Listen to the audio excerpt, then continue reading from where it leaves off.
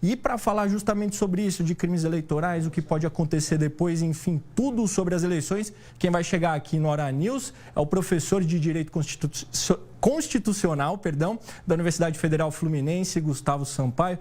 Doutor, obrigado demais por ter aceito o nosso convite, domingão, né? Importante para a nossa democracia. Já queria falar com o senhor a respeito da questão. Os candidatos que cometeram, porventura, algum tipo de crime eleitoral, né? Assim que for confirmado, o que pode acontecer com eles? Bom dia para o senhor. Bem, bom dia, Pedro. Bom dia a todas as eleitoras e todos os eleitores do Brasil, nesse dia tão importante para a nossa democracia nacional. Veja, a legislação eleitoral, ela prevê crimes eleitorais. O Código Penal prevê crimes no campo do direito penal comum e a lei eleitoral prevê crimes de natureza eleitoral. Independentemente da natureza do crime, a Lei Geral das Inelegibilidades, aquela lei que prevê as hipóteses de um candidato ficar inelegível, a Lei Complementar 64 de 90, alterada pela Lei Complementar 135 de 2010, conhecida popularmente como Lei da Ficha Limpa. Ela diz que um dado brasileiro, uma dada brasileira condenado por decisão colegiada do Poder Judiciário, ou seja, por mais de um magistrado num colégio, fica inelegível. E, portanto, nós estamos falando aqui de crimes eleitorais que não serão julgados hoje, não serão julgados nessa semana, mas que certamente, se ocorreram, terão levado à deflagração de ações penais pelo crime eleitoral e a Justiça Eleitoral se condenando em 2 graus de jurisdição. Esse político estará, portanto, o ex-candidato, inelegível. Então, as consequências não vêm exatamente para agora, Pedro, mas poderão se arrastar no tempo e, a depender do tempo de tramitação desses possíveis processos penais, essas pessoas poderão ficar inelegíveis para o próximo pleito eleitoral de 2026, quando nós, brasileiros, escolheremos presidente, deputados federais, senadores, governadores e deputados estaduais.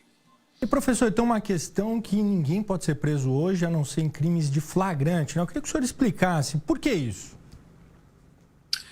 Essa foi uma previsão da lei com o objetivo de evitar que a prisão eventualmente seja manejada para desigualar o processo eleitoral, para evitar que a prisão não só desnivele a concorrência nas eleições, mas também seja usada como uma ferramenta contra um determinado candidato. Então, a lei diz que durante um determinado prazo, até que ocorra a eleição, ninguém poderá ser preso, mas ela excetua, senão em hipóteses de flagrante delito. E aqui é bom dizer isso. A situação do flagrante delito pode gerar a prisão. E o que é o flagrante delito? Flagrante vem de chama, vem de fogo. É aquela situação que é caracterizada pelo crime que está sendo percebido na hora do seu cometimento, compreende, Pedro? Aquele crime que está sendo praticado agora, todos estão vendo, constatando a prática do crime, mas não só isso. Aquele crime que acabou de ser praticado também e que as condições de prática do crime ainda estejam presentes.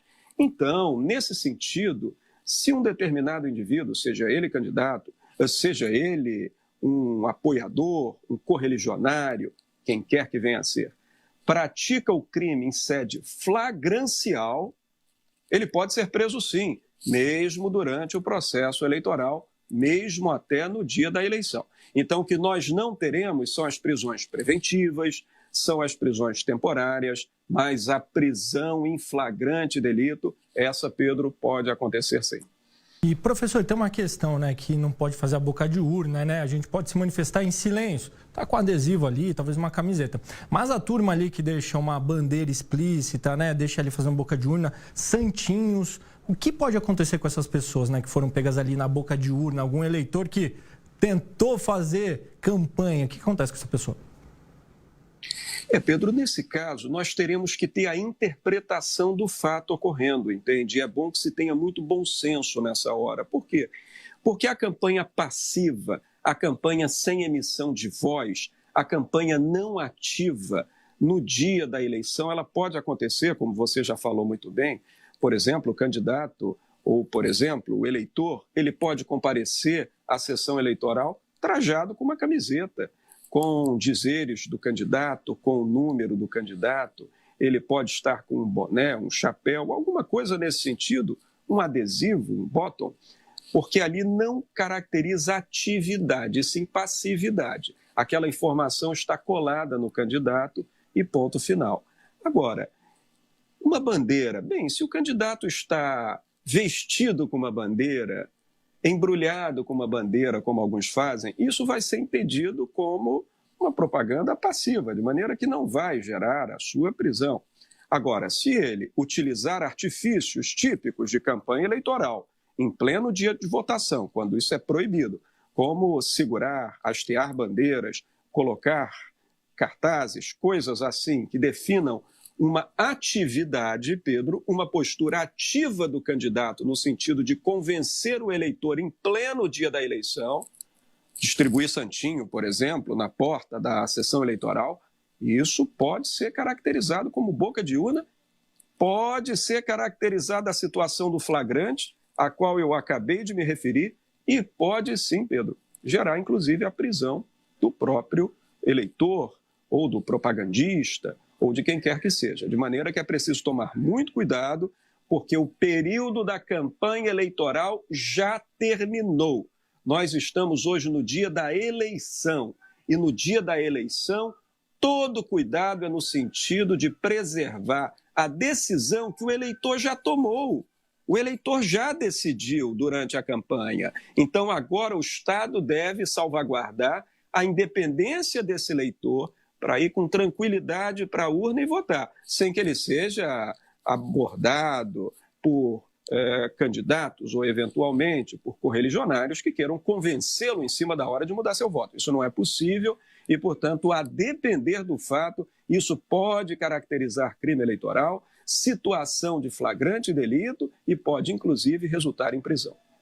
Professor, eu anotei aqui que está a turma da Missão de Observação Eleitoral da Organização dos Estados Americanos. Uma organização que está vendo se está tudo certo por aqui.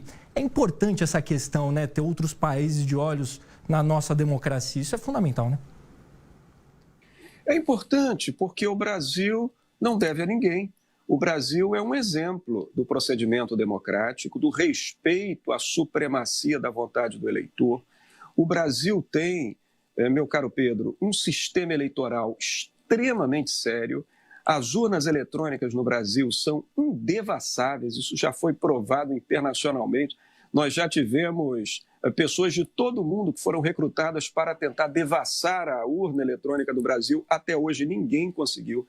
Nosso sistema é de extrema seriedade para valorizar o que há de mais importante na soberania popular, a vontade do eleitor. Temos falhas? Temos. Vimos isso durante esse processo eleitoral, no último também. O Brasil passou por um período difícil 2 anos atrás, na sua democracia, mas o saldo é muito positivo. Então, o que nós temos entre os países democráticos é essa boa vontade de receber órgãos internacionais, emissários de organizações internacionais, como é o caso da Organização dos Estados Americanos, a OEA, que trazem para cá observadores.